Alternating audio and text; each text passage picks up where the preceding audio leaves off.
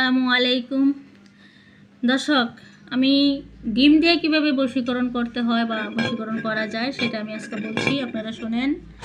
এরকম একটা হাঁসের ডিম নেবেন।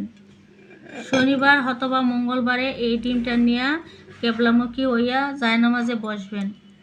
বৈশা এই ডিমের উপরে যেই যদি কোনো ব্যক্তি আপনার সাথে চরণ বিমানি করছে বা একটা সময় তার সাথে আপনার সুসম্পর্ক ছিল, ভালো সম্পর্ক ছিল, এখন নাই, আপনি যদি চান যে তারা আপনার আয়তে আনবেন, তারে আপনি বাধ্য করবেন, আপনার পিস ঘুরাইবেন, তাহলে এরকম একটা ডিম নেবেন। নিয়ে এই ডিমের ভিতরে তার নাম লিখবেন, তার বাবার নাম লিখবেন, তার মার নাম লিখবেন, নিচে বয়স লিখবেন। লেখা এবং আপনার নাম, আপনার বয়স, আপনার বাবা মার নাম, ঠিকানা, দুজনেরটাই ঠিকানা হতে হবে এবং নাম হতে হবে। সুন্দরভাবে লেখা আপনি পাক পবিত্র একটা স্থানে রাখবেন।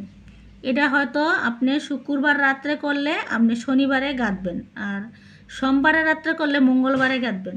কিন্তু যেদিন গাঁথবেন শনিবার অথবা মঙ্গলবার হইতে হবে, তার আগের দিন রাত্রে করতে হবে। তো এটা লেখে আপনি রেখে দিবেন। তারপরের দিন ভোর সকালবেলা ফজর নামাজ পড়বেন, পইরা এরকম একটা পরিষ্কার পরিচ্ছন্ন একটা জায়গায় যাবেন। যাইয়া এই ডিমটা আপনি মাটির নিচে গাইতে আসবেন। এখানে আর কিচ্ছু লাগতে হবে না, শুধু ডিমটা গাইতে আসবেন।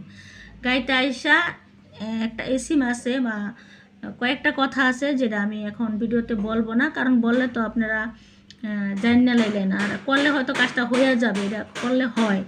কিন্তু যদি অকারণে কাজটা করেন তাইলে কিন্তু আমারও গুনাহ হবে, কারণ আমি বলতেছি আমার কথার উপরে ভরসা করে তো আপনারা করবেন। তাই যারা করবেন তাদেরকে আমার সাথে যোগাযোগ অবশ্যই করবেন, আমার সাথে যোগাযোগ করে আমার অনুমতি নিয়ে ওই 3টা কথা জানি না তারপরে কাজটা করবেন। এখানে অনেক বড় কোনো কথা না, অল্প, সেটা আপনি আশা করি পারবেন। যদি কোনো বোনের স্বামী চলে যায় বা ছেলে কথা শোনে না, মেয়ে কথা শোনে না, বা কোনো মানুষের বাধ্য করলে আপনার জন্য সুবিধা, তাদের জন্য আজকের এই ভিডিও, তাদের জন্য এই কাজটা করবেন। আসসালামু আলাইকুম।